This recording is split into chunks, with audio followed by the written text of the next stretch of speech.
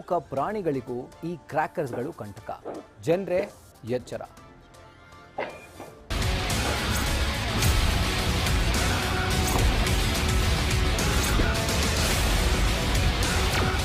ನಗರದಲ್ಲಿ ದೀಪಾವಳಿ ಸಂಭ್ರಮ ಜೋರಾಗಿದೆ. ಮನೆ ಮನೆಗಳ ಹತ್ರ ಬೀದಿ ಬೀದಿಯಲ್ಲೂ ರಸ್ತೆ ಮೇಲೆ ಪಟಾಕಿ ಸದ್ದು ಅಬ್ಬರಿಸ್ತಾ ಇದೆ.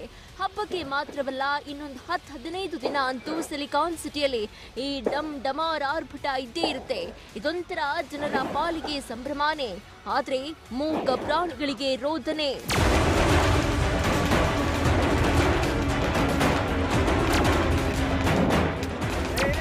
ಹೌದು, ದೀಪಾವಳಿ ಹಬ್ಬದ ಸಮಯದಲ್ಲಿ ಪ್ರಾಣಿ ಪಕ್ಷಿಗಳಿಗೆ ಒಂಥರ ಸಂಕಷ್ಟ. ಅದರಲ್ಲೂ ಬೀದಿ ನಾಯಿಗಳು ಹಾಗೂ ಹಸುಗಳಿಗೆ ಅಪಾಯದ ಹಬ್ಬವೂ ಹೌದು. ಪಟಾಕಿಯ ಸದ್ದು ಮೂಕ ಪ್ರಾಣಿಗಳಲ್ಲಿ ಭಯ ಹುಟ್ಟಿಸಿದ್ರೆ, ಕೆಲವು ಪಟಾಕಿಗಳು ನಾಯಿಗಳಿಗೆ ಹಸುಗಳಿಗೆ ದೈಹಿಕವಾಗಿಯೂ ಕಂಟಕವಾಗಿದೆ. ರೆಡ್ ಕ್ರ್ಯಾಕರ್ಸ್ ಅಂತಾರೆ, ಅದು ತುಂಬ ಶಬ್ದ. ನಮಗೆ ಡುಮ್ ಅಂದರೆ ಶಬ್ದ ಬಂದರೆ ಕಿವಿಗೆ ಗುಮ್ ಅನಿಸುತ್ತೆ. ಬಟ್ ಪ್ರಾಣಿಗಳಿಗೆ ನಮಗಿಂತ ಹೆಚ್ಚು ಕಿವಿ ಸೂಕ್ಷ್ಮ ಇದೆ.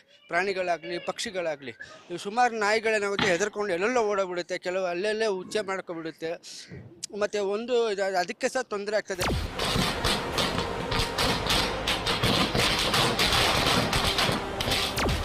ಈ ಕುರಿತು ಪಶು ಸಂಗೋಪನೆ ಹಾಗೂ ಪಶು ವೈದ್ಯ ಇಲಾಖೆಯಿಂದ ಎಲ್ಲ ಜಿಲ್ಲಾಧಿಕಾರಿಗಳಿಗೆ ವಿಶೇಷ ಸೂಚನೆ ನೀಡಲಾಗಿದೆ.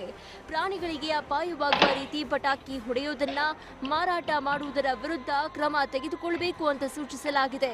ಪಟಾಕಿ ಸದ್ದಿನ ಭಯಕ್ಕೆ ನಾಯಿಗಳು ಊಟವನ್ನ ತ್ಯಜಿಸುವ ಸಾಧ್ಯತೆ ಇರುತ್ತೆ. ಬೀದಿ ನಾಯಿಗಳಂತೂ ಮೂಲ ಪ್ರದೇಶಗಳನ್ನ ಬಿಟ್ಟು ಪಟಾಕಿ ಸದ್ದು ಇಲ್ಲದೆ ಇತರೆ ಜಾಗಗಳಿಗೆ ವಲಸೆ ಹೋಗುವ ಸಾಧ್ಯತೆ ಹೆಚ್ಚಿರುತ್ತೆ. ರಾಕೆಟ್ ಅಂತ ಪಟಾಕಿಯಿಂದ ಪಕ್ಷಿಗಳಿಗೂ ಅಪಾಯ ಉಂಟು ಮಾಡುವ ಸಾಧ್ಯತೆ ಇರುತ್ತೆ. ಹಾಗಾಗಿ ಸಾಧ್ಯವಾದಷ್ಟು ಹಸಿರು ಪಟಾಕಿ ಸಿಡಿಸಿ ಹಬ್ಬವನ್ನ ಸಂಭ್ರಮಿಸಿ ಅಂತಿದ್ದಾರೆ ಪ್ರಾಣಿ ಪ್ರಿಯರು.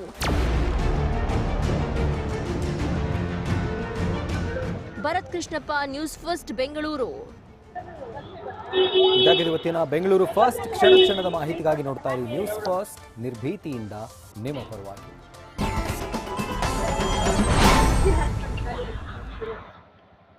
Dented by